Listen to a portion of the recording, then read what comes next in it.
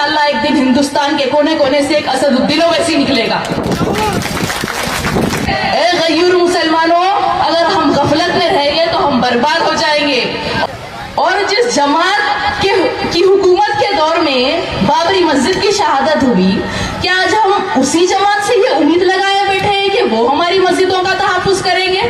اسی سیمانچل کی لڑائی مجلس اتحاد المسلمین مرتے دم تک لڑے گی انشاءاللہ۔ السلام علیکم ورحمۃ اللہ وبرکاتہ۔ میری آپ تمام سے دلی گزارش ہے کہ آپ لوگ 11 تاریخ کے دن اپنا قیمتی ووٹ مجلس کے حق میں ادا کر کے اپنے اتحاد اور سیاسی شعور کا ثبوت دیجیے۔ 75 سال سے زیادہ اس ملک کے مسلمانوں نے دوسرے جماعتوں کا ساتھ دے کر ہم اپنی خود کی سیاسی آزاد لیڈرشپ بنانے میں ناکامیاب رہے ہیں، جس کی وجہ سے آج ہم ظلم اور ناانصافی کا شکار بنے ہوئے ہیں۔ لیکن اب اللہ تعالیٰ نے ہم کو ایک موقع دیا ہے، ہمارے بیچ ہمارا اپنا ایک قائد ہے، ہماری خود کی سیاسی آواز ہے، ہماری خود کی سیاسی جماعت ہے جو بے باکی سے ہماری آواز اٹھا کر ظالموں کا مقابلہ کر رہی ہے۔ اور اگر ہم اب بھی اس موقع کو گوا دیں، اگر ہم اب بھی اپنی خود کی لیڈرشپ کو آگے نہ بڑھائے تو ہم آنے والی نسلوں کو ہمارے کیا جواب دیں گے؟ اگر خدا نہ خواستہ کل کے دن یہ دن بہ دن بڑھتے ظلم کا شکار ہماری آنے والی نسلیں بن گئے تو ہم سے سوال پوچھیں گے کہ ہم کیوں ناکامیاب تھے ہماری خود کی لیڈرشپ بنانے میں۔ وہ ہم سے پوچھیں گے کہ ہم کیوں غفلت میں رہ گئے۔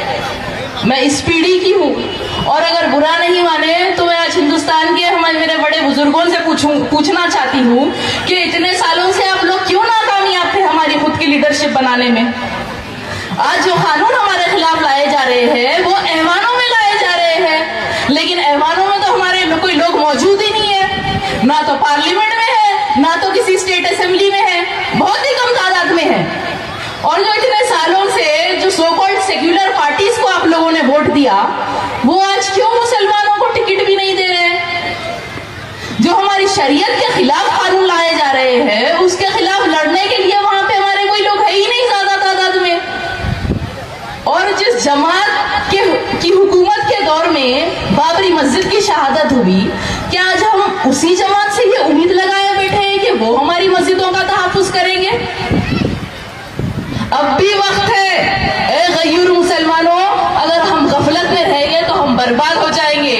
اور اگر ہم اپنے قائد کا ہاتھ تھام کر اپنی خود کی لیڈرشپ کو آگے بڑھائیں گے تو انشاءاللہ ایک دن ہندوستان کے کونے کونے سے ایک اسد الدین اویسی نکلے گا۔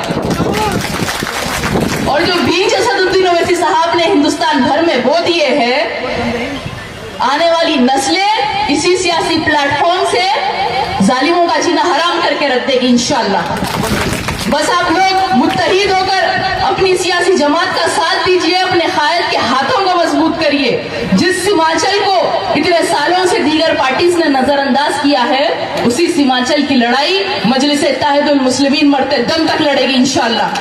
اور جو خواب اسد الدین اویسی صاحب نے آپ لوگوں کو دکھایا ہے، ایک دن ضرور سیمانچل کا بیٹا مکھیہ منتری بنے گا۔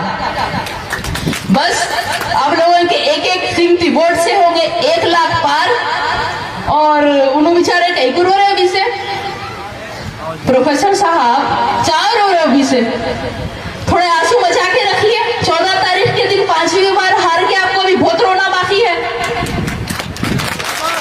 14 تاریخ کے دن پروفیسر صاحب 5ویں بار ہاریں گے، 5ویں بار توصیف عالم صاحب جیتیں گے،